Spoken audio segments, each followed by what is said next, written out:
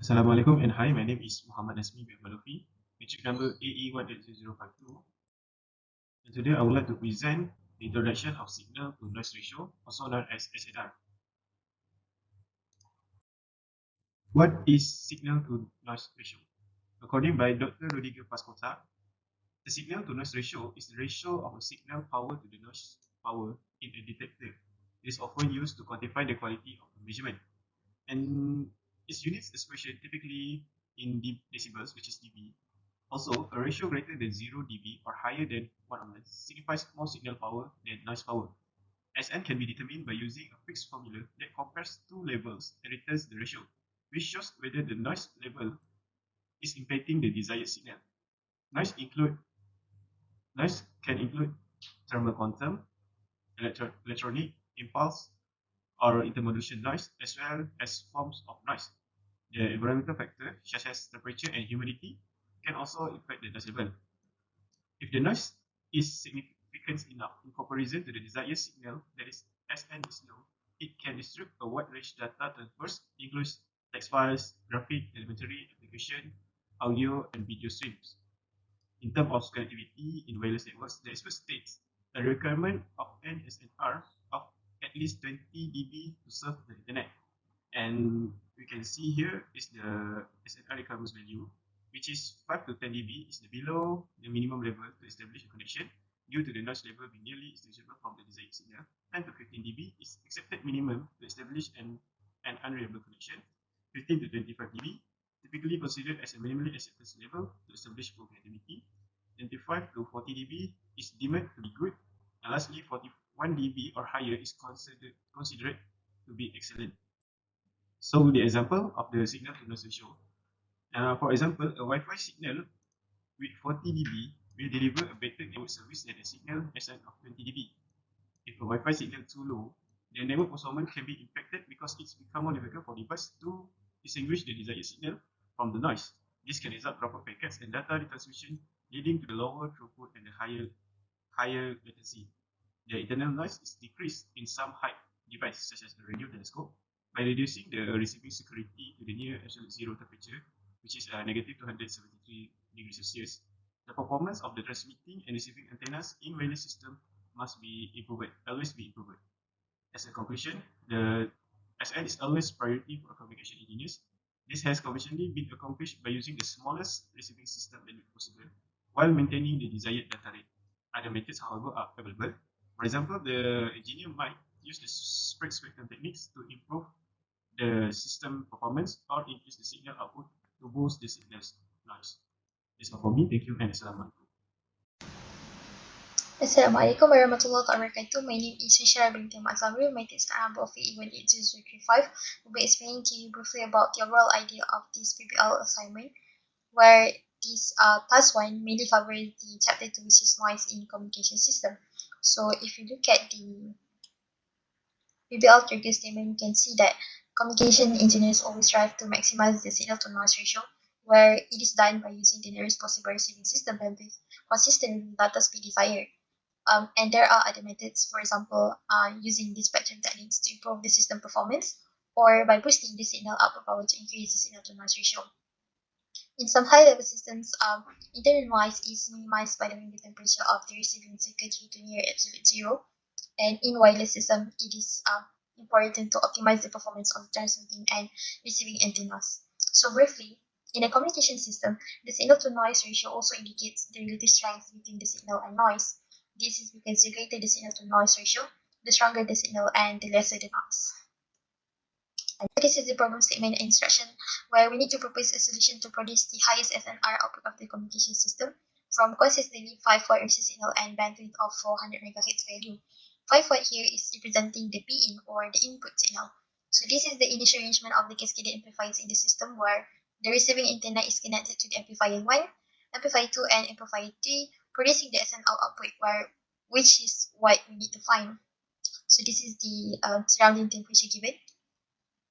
So the first question asks to propose any practicable solution based on the following conditions and limitations, which can be divided into two. So the first one is the specifications of the amplifiers, and the second one is the specifications of the chambers. So hang on, my laptop is hanging. But if you look at the specifications of amplifiers here, it states that all amplifier devices are portable, which means that it can move or can be located inside the chamber. So if you look at the gain here, amplifier 1 and amplifier 2 have gain in decibel unit, unlike amplifier 3 that have gain in actual value. So we know that in order to calculate the gain, we need to change the amplifier 3 into decibel unit first. Hang on, my laptop. Okay. So this is the specifications of the second conditions where all chambers are non-portable, which means that it cannot be moved, unlike the amplifier. So this is the initial temperature that is representing the respective chamber, where the first chamber have in Celsius unit, unlike chamber 2 and chamber 3 that is in Kelvin unit. So in order to calculate the temperature, we need to change the chamber 1 into Kelvin unit first. So the second question asks to propose output of SNR to higher, but without considering the conditions and limitations, unlike the first question. So the calculations for both questions will be further enhanced and presented by the next presenter. Thank you. Assalamualaikum warahmatullahi wabarakatuh. My name is MUKMIM with entry number of AE180076.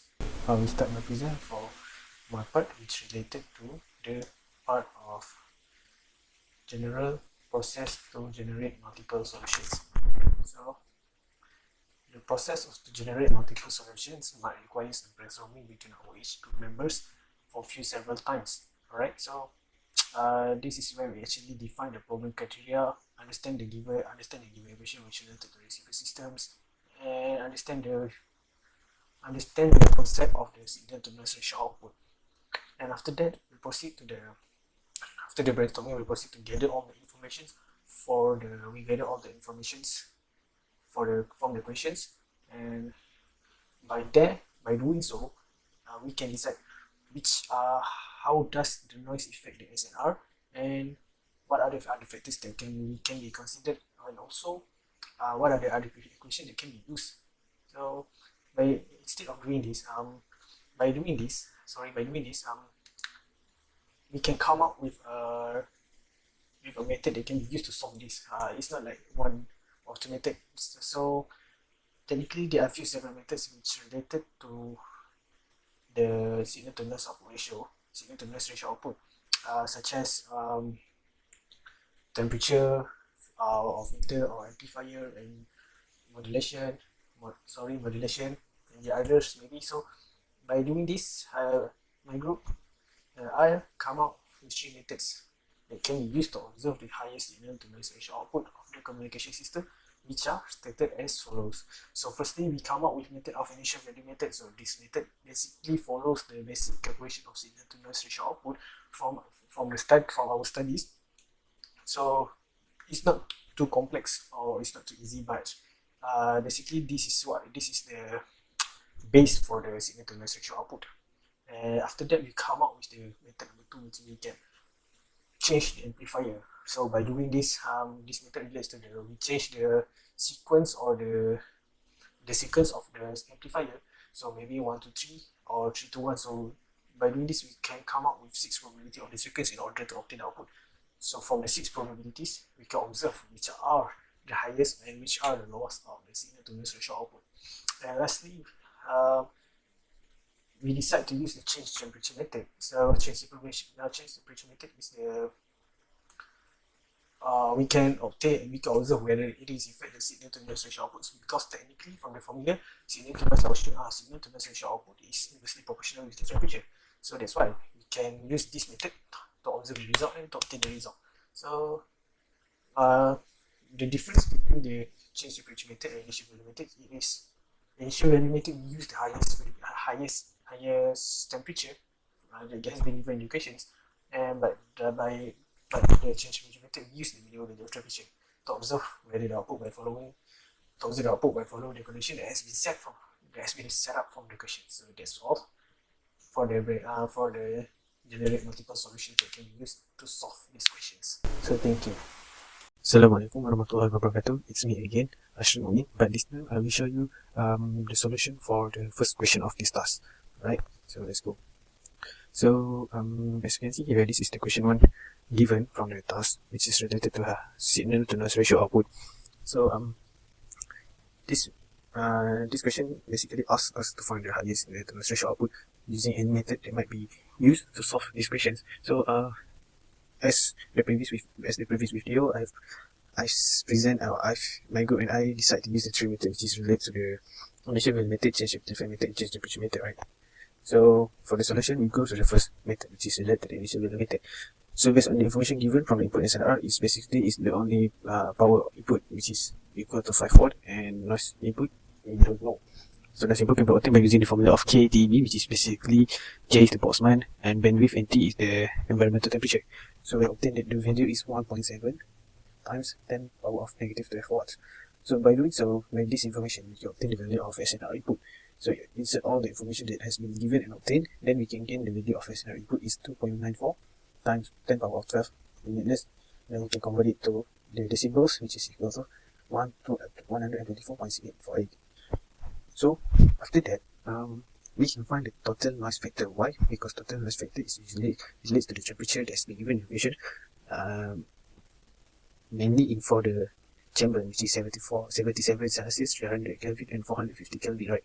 So all this we can obtain the value of total noise factor by converting the value of the degrees Celsius to the Kelvin, and then we can find the value of total noise power. Total noise factor is 2.7081. Then for the last step is we can finally observe the value of SNRO, which is equal to SNRI divided by FT. So insert all the parameters that has been obtained, and we get the SNRO is for initial value method is 1.0856 10 power of 12. So in decibels is 120.3567.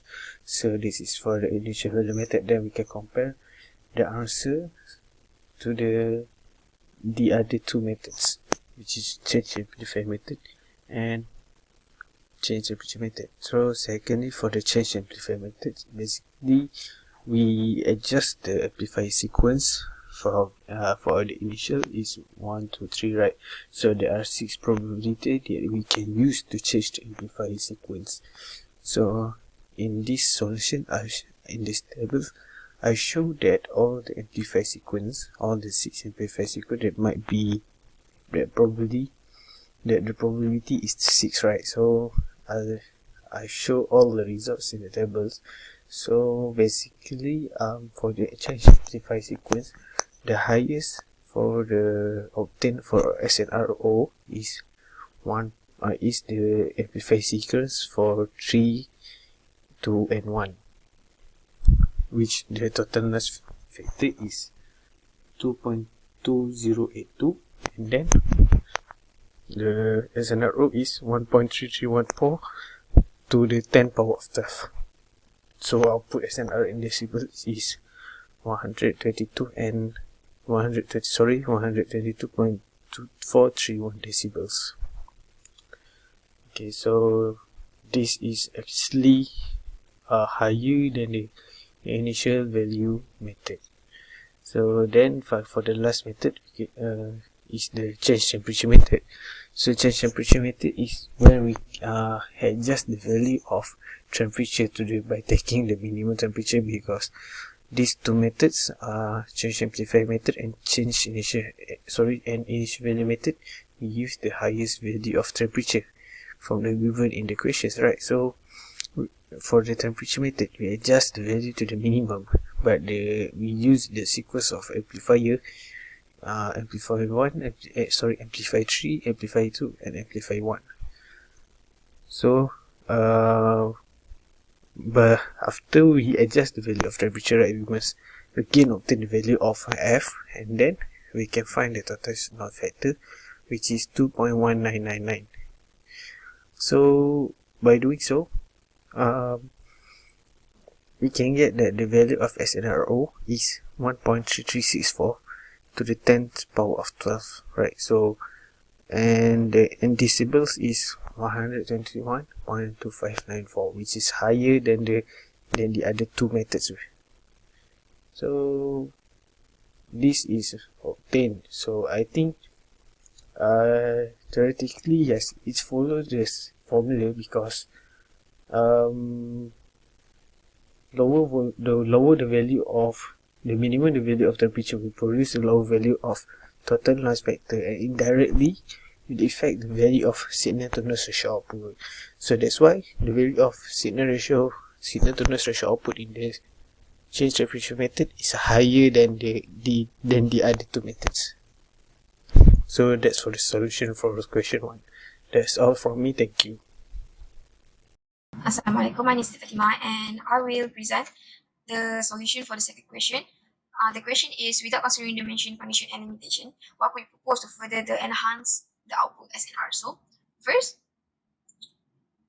we can, using the parallel amplifier technique, where we put the amplifier in parallel, and in order to increase the SNR, we have to lower the voltage noise density. When the number of amplifier is double or added, then the voltage noise density will reduce by 2, and that when it reduces, the SNR will increase. So, here is the formula to calculate the SNR, where we have signal input given 5 watt, and we have to calculate the input noise, and using the formula key noise input equal to KTB, where we get 1.7 10 power of negative 5 watt, and to calculate the noise output amplifier, we use the formula KTB divided by B, and we got 4.25 multiplied by 10 power of negative 21, and the SNR formula is stated as there, and the value that we got is 8.6895 multiplied by 10 power of 24. Next, we can also use negative feedback method, where when we add another amplifier to exist amplifier, and we can increase the signal to noise ratio SNR with a generous dose of negative feedback. So when we put negative feedback at the noise amplifier, it will increase the signal to noise ratio. The noise reduction techniques involve a high power output amplifier preceded by the low preamplifier, represented as ALN. So using the SNR formula, V signal divided by V noise, we can find the SNR using the formula of the combination of the closed loop gain of a negative feedback amplifier with the SNR formula. So here, as we can see, this is the figure where we add the low noise amplifier in front of the high noise amplifier. Based on the formula VR equal to V signal plus V noise, we can find this formula. But to find VR, we have to calculate the sum of V signal plus the V noise here.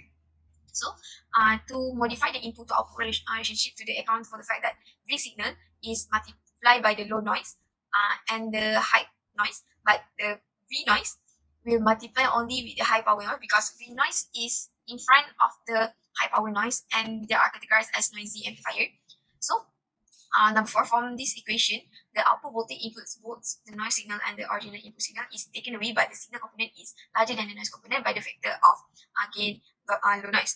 Thus, the ratio of the signal noise to be multiplied by by the gain of low noise. So, when we simplify this equation, we will get the new formula for the SNR is V signal divided by V noise will be multiplied by the gain of low noise. Lastly, the prime gain cannot be so high that the signal exceeds the input voltage limit set by the power amplifier set voltage. So, as a result, we use beta equal to 1 to improve the SNR while keeping the overall gain at a reasonable level. That's all for me. Thank you.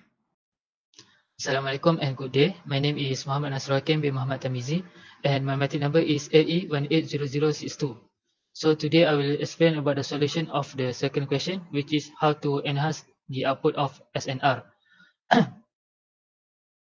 So the other method in improving the SNR is by using a local oscillator and mixer to level shift the input signal to another frequency band. So this method is effective to remove the low frequency noise interference such as 50 or 60 Hz and produce final output signal with a very low noise floor. Mixing is a process when the mixer mixes two signals together, which include the original signal frequency and the frequency of local oscillator. So this figure will show the example of process how the mixes occur. So when the two frequencies are combined, those two frequencies, their sum and difference derivative frequencies will be obtained. For example, when two frequencies of 89.9 MHz and 100.5 MHz are combined, we also get frequencies of 10.7 MHz and 190 MHz. By sending the signal through a filter, the frequency range wanted can be selected. In this example, 10.7 MHz filter is selected because the specific filter frequencies of radio industry has been standardized to 10.7 MHz for FM. So it will only allow 10.7 MHz frequency to pass and will eliminate the other frequencies. So for the conclusion, the signal to noise ratio SNR is very essential in today's world. For efficient communication, the signal's power content must be extremely high as compared to noise. If the noise power is not very low compared to the signal power, there will be more ineffective output, resulting in a lower SNR. As a result, the signal quality at the receiver end will be degraded. Although noise is not avoidable, but it should be kept as low as possible. As mentioned in this project, there are many ways to increase the SNR to get a better signal. For example, the amplifier can be arranged from the lowest noise to the highest noise, and there are another way to improve SNR, such as using the negative feedback, parallel the amplifiers, and using local oscillators and mixer. So by implementing this method, the SNR can be improved to get a good communication system. So I think that's all from our group. Thank you so much.